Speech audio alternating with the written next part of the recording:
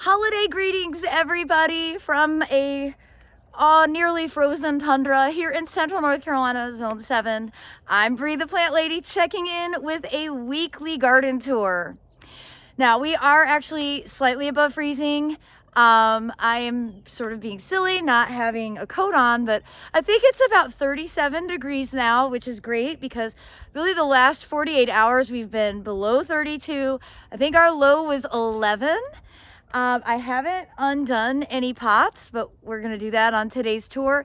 See how things have fared with this incredible cold snap. So let me turn the camera around, and without hesitation, we're going to take a quick stroll and evaluate how everything looks on this Christmas day where at least the sun is shining. So looking here at this front border, none of these plants are injured at all. Well, that's not true. Not injured to the point of death, but you can see a little frost damage on these self-sown poppies. That's because they're, farther along. I'm excited to see the poppies I sowed and compare the two. Bachelor buttons look totally fine. Larkspur looks totally fine. And you can see this bird bath still has quite a bit of ice in it. That was frozen solid really for the last 2 days. Okay, let's come over here, and we're still going to be cold, but I don't think these actually need to be covered anymore. And doesn't look bad. I mean, it's definitely pressed down, but everything is fine. And actually, while it's above freezing today, I will go ahead and take off the coffee sacks on all of these, and I'm gonna give everything a good drink of water. Oh yeah, that looks totally fine. This ended up being a very good decision, I think. Other than a little bit of crushing. And I already harvested this cauliflower, so I can go ahead and cut those plants all the way back. But yeah, those violas will pop right back. The greens are totally hardy. You can see I didn't cover the wall, but everything looks fine.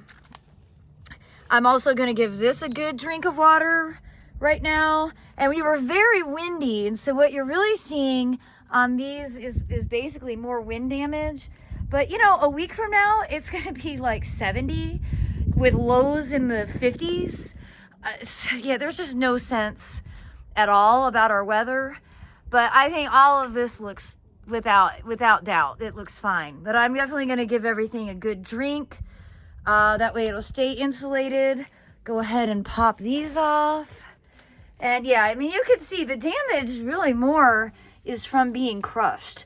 But I'm pleased to see that like the snapdragons don't have any frost damage at all. That broccoli looks good. And they'll come back. It's just the weight of the cover is often the thing that causes more damage. While I'm out here watering, I can't believe all the trouble people have had with tankless hot water heaters. So my parents are in town, from Aiken. And, they don't build these houses in the South to withstand cold weather. Even though this was not that exceptionally cold, like 11 degrees is not abnormal. Certainly not for here in Raleigh. I mean, we've been, in my time in this garden, we've been to 2 degrees, 3 degrees. We've had longer durations of time being frozen. So I'm not really sure why everybody thinks that this is like so out of the norm for the Southeast. But yeah, my parents' plumbing in their attic froze, so hopefully they aren't going to have any damage. But like everyone in their neighborhood, all of their tankless water heaters are outside, and they all froze solid because it went to like 13 degrees there and it didn't get above freezing. It just doesn't seem very practical to me. I'm glad when we had to change our water heater out, we didn't go tankless. Because, that just seems like an unnecessary headache, and like you're just like denying the reality of the climate that you live in. Maybe I'm wrong, but I don't know. I just think sometimes that you go like 2 years of not being cold, and so you lose all perspective on what reality actually is. All right, let's see, I've gotten this side of the wall watered well. I'm gonna do the other side and get all the pots. This is a really good practice after it's been cold, just to make sure that your plants don't get dehydrated. All right, now that all the driveway pots are watered and uncovered, coming along here, you know, not much to report. I'd say the Eschscholtzias look a little worse for wear, but I have a feeling they're gonna come back. They'll bounce back from this. They look a little beat down from the cold. Oh, I was hoping my dill was gonna be okay still, but it looks like it pretty well bit the dust.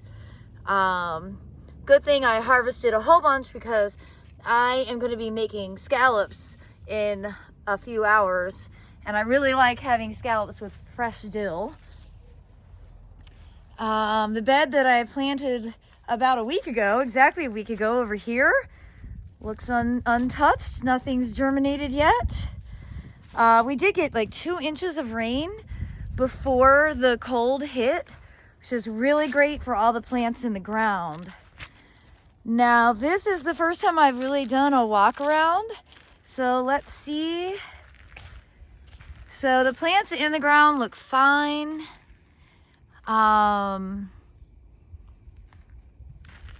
Yeah, all these seedlings look no problem whatsoever. No damage. And that's the thing, when they're really small, there's less tissue to be impacted by the cold. And so, again, this is all part of that strategy for, you know, sowing later, late November through the month of December, so that when you have temperature spikes like this, really cold snap, these seedlings at this stage aren't impacted at all. Not much to show over here. Everything I sowed a week ago, none of that is germinated, and all the self-sown stuff, all this Nigella, looks totally fine. You know, I'm not surprised by any of this. I'm always relieved to see when plants don't look bad, but I'm not surprised. This is precisely what they do like whenever it gets cold. Same thing goes over here. I did want to check the greenhouse. We've got heat trace wrapped around my irrigation in here, my water source. So let's see how the heat trace did.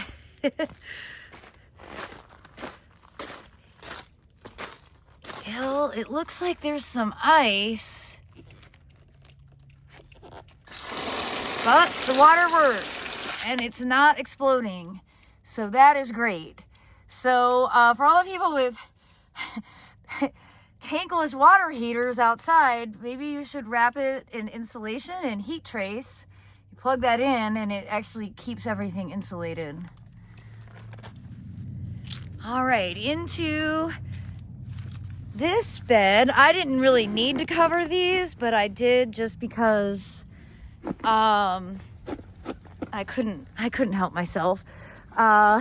So the wheat is totally fine. It does look like 11 degrees damaged the fava beans, but perhaps didn't completely knock them down, because look, these younger stalks still look fine. So I'll come through and trim off the older stuff that's wilty, but the fava bean experiment will continue. This pot that was uncovered looks completely fine. Let's see how the one next to it looks. These are the ones I did with tomato cages. Also looks totally fine. You can see the grains over here that were uncovered, not damaged at all. So, you know, they really are hardy. And these poppies, these self-sown poppies, all of these look totally fine. No cold damage whatsoever. Let's check the bigger ones that were self-sown in a walkway. All right, coming around here, and I definitely see some wilty foliage, but it doesn't look like the plants died. But you can see they are frost damaged, because these were so far ahead And that's, again, the reason you don't want your poppies to be this advanced this early in the season, because it's not impossible for us to get cold again like this in January, February, or even March. So there's no advantage to getting your cool season seeds started too early, because then they run the risk of not being temperature resilient. Let's see how the ones, again, remember these are self-sown. I didn't sow these. The ones I sowed are here. And it looks like the kales and stuff, and maybe the lettuces have some damage on them, but the poppies look fine. Let me get a close-up on the poppies. The poppies are here. These little things, they look totally fine. See all of them right here. But you can definitely see that the greens, this was kale and lettuce, those definitely took a nosedive. And the arugula looks a little wilty, but it'll bounce right back. I know that from experience. And this pocket looks great. You know what isn't touched at all? The vetch and the native geranium. They're totally cold hardy. Well, here at the succulent table, we still have 19 in the forecast for tonight. I'm going to keep this as it is. Ava Grace is making sure that all is safe here. But I do think I can safely take this off. And again, the only damage came from having it covered. I mean, that's entirely what that's about. And this pot's actually pretty dry, so I definitely need to go ahead and give it a drink. Now the feed tank, the water in the feed tank still has ice on it, but yesterday it was like, it wasn't frozen solid, but it was pretty thick, full of ice. But everything here uncovered looks fine. The only damage that I have from here is deer. They have been coming in and ravaging the barley and the clover. And you can see, I thought the clover might melt from the cold, but it looks fine. All of this is just where it's been getting eaten. So I need to, you know, really keep up with putting out my repellent. My I Must Garden deer repellent is more necessary than ever.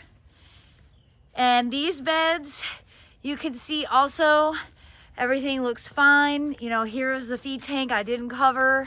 And the poppies are absolutely fine. Actually, oddly enough, these lettuce look good. No issues here whatsoever. So just like I thought, you really didn't need to cover, certainly didn't need to cover anything in the ground, at least not here in the Raleigh, North Carolina area. Back here in Camellia land, basically any of the buds that weren't open are fine. You know, these are even showing color and they're fine. So with next week's weather getting so warm, I wouldn't be surprised if we have a whole huge flush of camellias to come. Here you can see a little cold damage because this bud was more open, but all of these small buds, no problems whatsoever.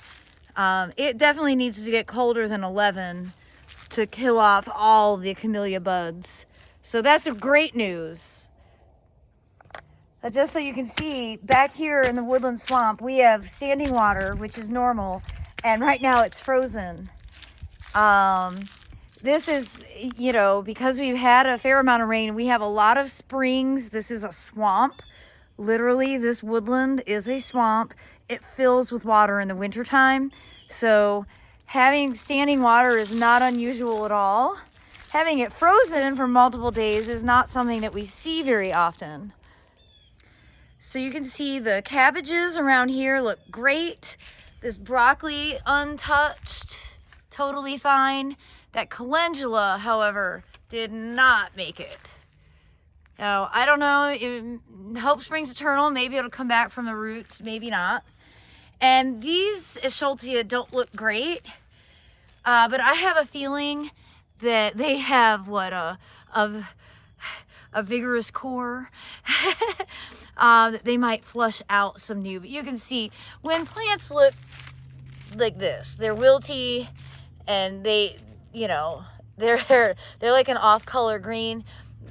That's that this material isn't going to recover. That's cold damage. Versus, you see here, the larkspur, no cold damage whatsoever. So there's a big difference in some of these species.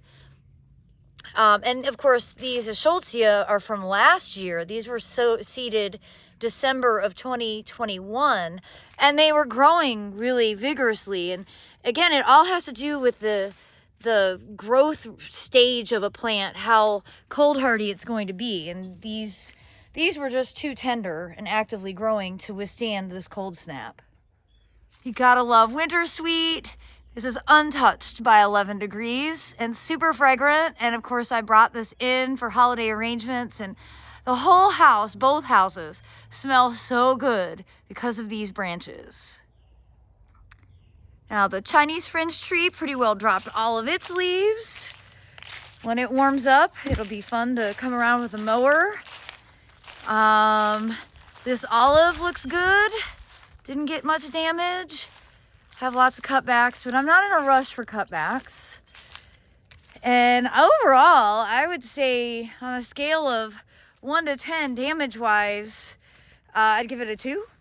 This was not a terrible event, at least for my garden. Remember, I'm from Michigan, so my standards for cold are different, even though I've lived here 20 years. And I like gardening from seed because it really does allow you to grow a lot of diversity, and you can kind of plan around the season to, you know, make it so that the plants are at a stage where they aren't as sensitive to the cold. And that's a really important lesson that I'm, you know, really trying hard to communicate with people. The general seasonality and really leaning into gardening appropriately for the season. Again, these cottage gardens that get sown late November, December, untouched by the cold snap of the holidays of 2022. All right, as we make our way over here, tomorrow I'll probably water all of these pots. And so I didn't cover this one. You can see that lettuce looks pretty bad. I did cover this one. This was kale. And it has some damage, but not too much. That's great news. Now let's see how the poppy pots look. Untouched. They look perfectly fine. That is fantastic. Actually, this one looks a little worse for wear. It's not too late. I'm gonna give it a couple of days, and if I don't see more green emerging in this pot, I'm just gonna do another sowing right on top. I haven't made any progress getting these beds planted because it's the holidays and I need my level mix from Soil Cube before I plant, and that'll come sometime early January. And over here, the native bed, you know, no surprise, nothing is damaged at all. I mean, you know, the one non-native thing in here is this cork oak that I, you know, grew from an acorn from Portugal, and it looks fine. So I'm really happy about that. 11 degrees didn't do any damage to it. And otherwise, all of these plants are rock stars. They're not impacted by 11 degrees. And that's one of the great advantages of a native plant palette, is that it is, in general, more sustainable for the ups and downs of our climate. And these pots, just like on my patio, I'm gonna go ahead and give all of these pots a good drink, but you can see they were not covered and everything looks fine. I don't think we'll have any plant loss.